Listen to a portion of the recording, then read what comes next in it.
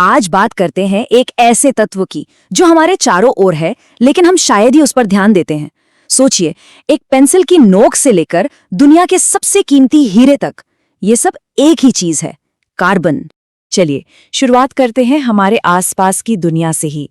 हम जो खाना खाते हैं, असल में वो कार्बनिक यौगिकों से ही बना है। या फिर सोचिए हमारी गाड़ियों में पड़ने वाले ईंधन के बारे में। ये सारी चीजें जो हमारी दुनिया को चलाती हैं। और जिंदगी बचाने वाली दवाएं या रोजमर्रा की छोटी मोटी चीजें, यहाँ तक कि जो साबुन हम इस्तेमाल करते हैं उसमें भी। पहली नजर में तो लगता है कि इन चीजों का आपस में कोई लेना देना नहीं है, लेकिन इन सब में एक बहुत गहरा राज छिपा है। तो फिर सवाल ये उठता है कि इन सब में वो कौन सी एक चीज है जो कॉमन है? सोचिए जरा। और जवाब है कार्बन। जी हाँ, वही कार्बन, जीवन और टेक्नोलॉजी की दुनिया का सबसे कमाल का, सबसे वर्सेटाइल बिल्डिंग ब्लॉक। अब देखते हैं कि आखिर ये एक ही तत्व इतने अलग अलग रूपों में कैसे हो सकता है। ये तो केमिस्ट्री का कोई जादू ही लगता है। देखिए, कार्बन की ये खासियत आती है उसके अपर रूप यानी एलोट्रोप्स बनाने की क्षमता से। इसको ऐसे समझिए जैसे आपके पास एक ही तरह के लेगो ब्लॉक्स हैं। आप उन्हीं ब्लॉक्स से घर भी बना सकते हैं और गाड़ी भी। फर्क सिर्फ इस बात का है कि आप उन्हें जोड़ते कैसे हैं। और ये स्लाइड तो कमाल की है। ये कार्बन के दो सबसे मशहूर एलोट्रोप्स को दिखाती है जो एक दूसरे से बिल्कुल ही अलग हैं। इसकी वजह है इनके परमाणुओं की बनावट। ग्रेफाइट में कार्बन परमाणु परतों में जमे होते हैं जो एक दूसरे पर फिसल सकते हैं, इसीलिए वो इतना नरम होता है। और वहीं दूसरी तरफ हीरे में कार्बन परमाणु एक बहुत ही मजबूत 3D जाल में जकड़े होते हैं और यही चीज उसे दुनिया का सबसे कठोर पदार्थ बनाती है। तो अगली बार जब कोई पेंसिल से लिखे तो याद रखिएगा कि वो असल में एक हीरे के ही चचेरे भाई से लिख रहा है। कार्बन की इसी अनोखी खूबी की वजह से पता है, वैज्ञानिकों को एक बहुत बड़ी गलतफहमी हो गई थी।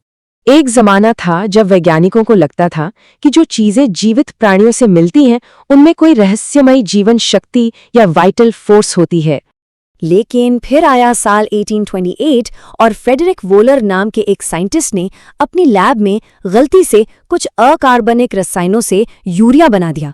बस इस एक छोटे से प्रयोग ने उस जीवन शक्ति वाली थियरी को हमेशा के लिए खत्म कर दिया और ऑर्गेनिक केमिस्ट्री की एक पूरी नई दुनिया के दरवाजे खोल दिए। लेकिन एक मिनट, कार्बन के तो लाखों यौगिक यानी कॉम्पाउंड्स हैं, तो भला केमिस्ट इन सभी को याद कैसे रखते हैं, पहचानते कैसे हैं? तो इसका जवाब उन्होंने निकाला एक बहुत ही मजेदार और लॉजिकल नामकरण सिस्टम बनाकर। ये बिल्कुल किसी पहेली को सुलझाने जैसा है। ये सिस्टम किसी भी बड़े से बड़े मॉलिक्यूल को 3 आसान हिस्सों में तोड़ देता है।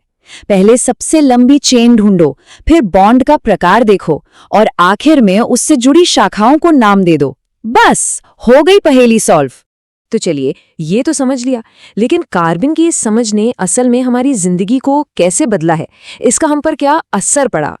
वोहलर के उस एक एक्सपेरिमेंट के बाद तो जैसे एक क्रांति ही आ गई। आज हम प्लास्टिक, दवाइयाँ, साबुन, ईंधन मतलब अनगिनत चीजों से घिरे हुए हैं और ये सब ऑर्गेनिक केमिस्ट्री की ही देन है। और ये मत सोचिएगा कि ये सब पुरानी बातें हैं।